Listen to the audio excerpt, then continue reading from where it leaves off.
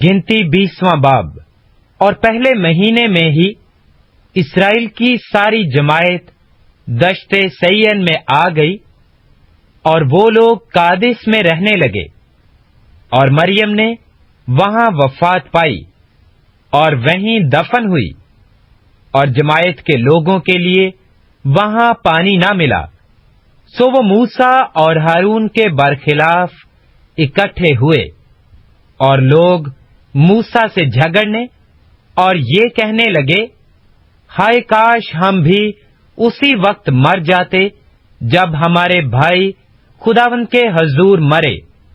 تم خداوند کی جماعت کو اس دشت میں کیوں لے آئے ہو کہ ہم بھی اور ہمارے جانور بھی یہاں مریں؟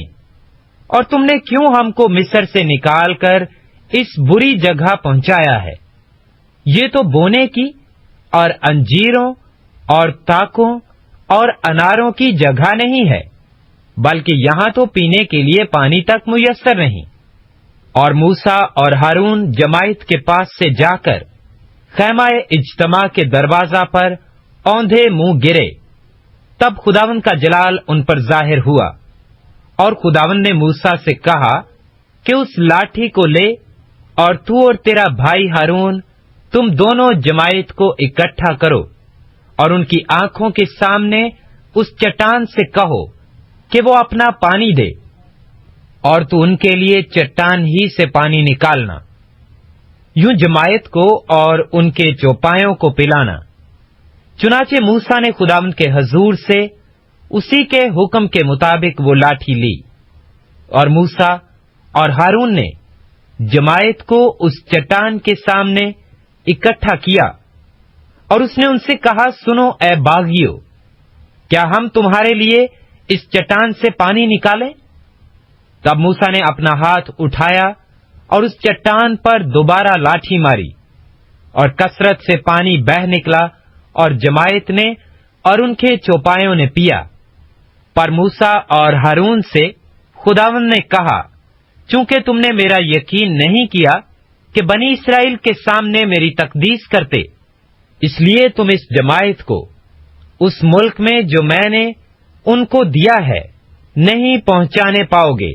مریبہ کا چشمہ یہی ہے، کیونکہ بنی اسرائیل نے خداوند سے جھگڑا کیا، اور وہ ان کے درمیان قدوس ثابت ہوا۔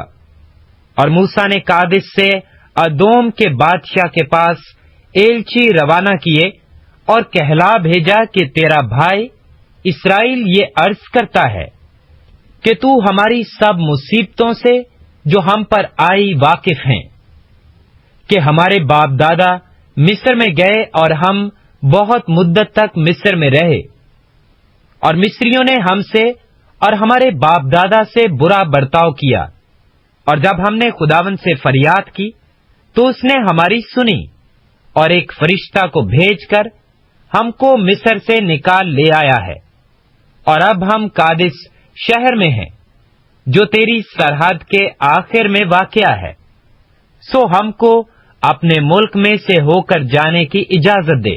ہم کھیتوں اور پاکستانوں میں سے ہو کر نہیں گزریں گے، اور نہ کنووں کا پانی پیئیں گے۔ ہم شاہراہ پر چل کر جائیں گے، اور داہنے یا بائیں ہاتھ نہیں مڑیں گے، جب تک تیری سرحد سے باہر نکل نہ جائیں۔ پر شاہ ادوم نے کہلا بھیجا کہ تو میرے ملک سے ہو کر جانے نہیں پائے گا، ورنہ میں تلوار لے کر تیرا مقابلہ کروں گا۔ بنی اسرائیل نے اسے پھر کہلا بھیجا کہ ہم سڑک ہی سڑک جائیں گے، اور اگر ہم یا ہمارے چوپائے تیرا پانی بھی پئیں تو اس کا دام دیں گے۔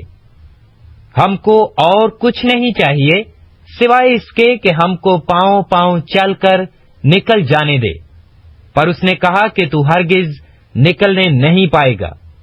اور ادوم اس کے مقابلہ کے لیے بہت سے آدمی اور ہتھیار لے کر نکل آیا۔ یوں ادوم نے اسرائیل کو اپنی حدود سے گزرنے کا راستہ دینے سے انکار کیا، اس لیے اسرائیل اس کی طرف سے مڑ گیا، اور بنی اسرائیل کی ساری جماعت کادش سے روانہ ہو کر کوہ ہور پہنچی۔ اور خداوند نے کوہ ہور پر جو ادوم کی سرحد سے ملا ہوا تھا موسیٰ اور ہارون سے کہا، ہارون اپنے لوگوں میں جا ملے گا، کیونکہ وہ اس ملک میں جو میں نے بنی اسرائیل کو دیا ہے جانے نہیں پائے گا، اس لیے کہ مربع کے چشمہ پر تم نے میرے کلام کے خلاف عمل کیا۔